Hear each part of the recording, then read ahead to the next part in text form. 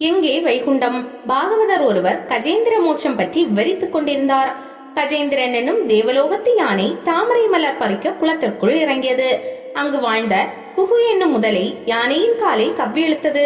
முதலையிடம் சிக்கிய யானை செய்வதறியாமல் திகைத்தது.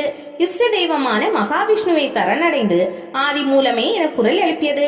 அதை கேட்ட மகாவிஷ்ணு கருடன் மீது பறந்து வந்து காப்பாற்றினார் என்றபோது அங்கிருந்த பெரியவர் ஒருவர் இடைமறித்தார். பாகவதரே, யானையின் கூக்குரல் வைகுண்டத்தில் இருக்கும் மகாவிஷ்ணுவை எப்படி எட்டியது என கேட்டார். பாகவதற்கு பதில் தெரியவில்லை. ஏதோ படித்ததையும் கேட்டதையும் கொண்டு கதை சொன்ன அவர் வைத்தார். உடனே, ஐயா, உங்கள் கேள்விக்குரிய பதிலை நான் சொல்கிறேன் என்றார் பாகவதரின் மகன். அதை கேட்க மக்கள் ஆர்வமாயினார். மக்களே, எங்கோ வானத்தில் வைகுண்டம் இல்லை, கூப்பிடும் தூரத்தில் தான் வைகுண்டம் இருக்கிறது. பரம்பொருளான மகாவிஷ்ணு எங்கும் நிறைந்திருக்கிறார். நம்பிக்கையோடு அழைத்தால் அவர் இப்போதும் நம்மை காக்க ஓடி வருவார் என்றான். பக்திக்கு அடிப்படை நம்பிக்கை என்பதை மக்கள் அறிந்தனர்.